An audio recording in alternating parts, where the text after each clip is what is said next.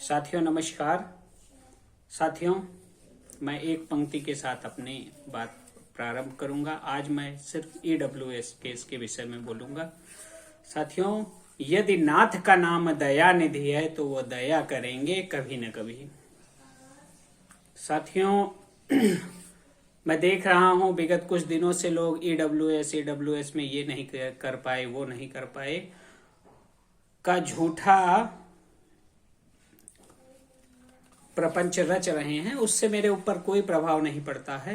EWS case जब पूरा प्रदेश नियुक्ति पाने, 60-65 बचाने और अन्य प्रकार की याचिकाओं में याची बना रहा था, तब मैंने ईडब्ल्यूएस केस उठाया। ईडब्ल्यूएस केस इसलिए नहीं उठाया साथियों कि मेरे साथ मेरा कोई व्यक्तिगत लाभ हो या जो भी साथी हैं उनका कोई अहित हो। ईडब्ल्यूएस केस इसलिए उठाया क्योंकि रिक्वायरमेंट प्रोसेस 13 मई 2020 को आया है। 16 मई 2020 को विज्ञापन का संशोधन हुआ है। 18 मई 2020 को बेसिक शिक्षा नियमावली के तहत बेसिक शिक्षा सचिव ने विज्ञापन जारी कर रिक्वायरमेंट प्रोसेस के लिए आवेदन मांगा। इसलिए ईडब्ल्यूएस का ग्रीवियांस मैंने चुना। क्योंकि 2019 में ईडब्ल्यूएस केस उत्तर प्रदेश में लागू हो चुका था। अगस्त 2019 में इसका रोस्टर आ चुका था। इसलिए 2020 में जब रिक्वायरमेंट प्रोसेस निकल रहा है तो ईडब्ल्यूएस मिलना चाहिए। सिर्फ इतनी ही बहस होनी है, जिस पर काउंटर रिजॉइंडर दोनों आ चुके हैं। इलाहाबाद हाई कोर्ट या लखनऊ हाई कोर्ट, दोनों जगहों पे रिजॉइंडर और काउंटर दोनों पूरे कर लिए गए हैं। प्रयागराज में सुनवाई नहीं हो पा रही है। हम लखनऊ में भी प्रयास करेंगे। लखनऊ में हमारे सीनियर अधिवक्ता श्री शीतला प्रसाद त्रिपाठी एवं बीके त्रिपाठी जी वरिष्ठ अधिवक्ता, दोनों अधिवक्ताओं को किया गया है। उन्हीं की सलाह पर हम चल रहे हैं। कुछ लोग अनावश्यक प्रपंच रच रहे हैं कि 6800 में टैग करा दीजिए, ये हो जाएगा, वो हो जाएगा। भैया, जब जानकारी नहीं है तो आप क्यों बोलते हैं? हम 6800 केस में टैग कराने के लिए, याचिका डिसाइड करवाने के लिए नहीं लड़ रहे हैं। हम नौकरी के लिए लड़ रहे हैं। हम डिसाइड करवा के आदेश प्राप्त करके नौकरी प्राप्त करने के लिए लड़ रहे हैं। हम इसलिए नहीं लड़ रहे हैं कि हम डिसाइड करवा दें। ऑर्डर पक्ष में लाने के लिए लड़ रहे हैं।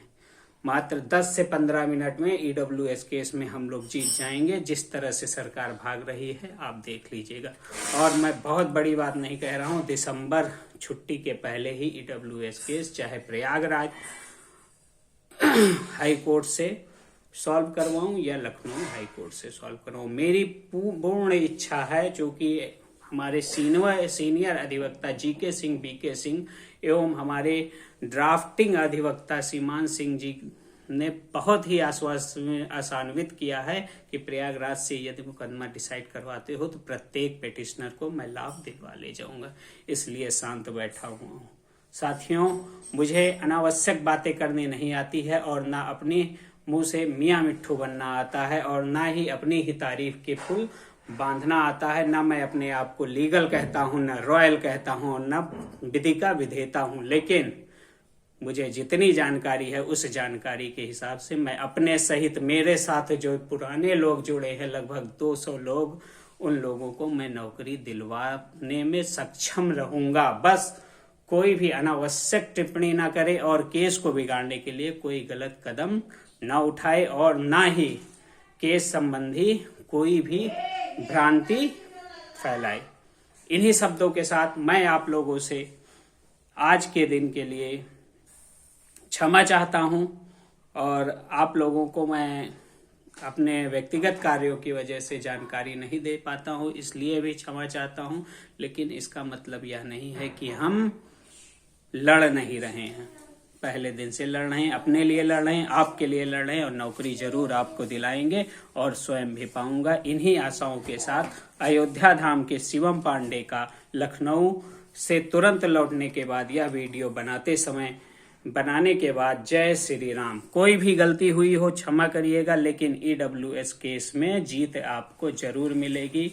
इन्हीं आशाओं के साथ आपने जहां 2 साल बर्बाद किए हैं या 2 साल से इस कुंठा में जी रहे हैं, कुछ दिन और जिए।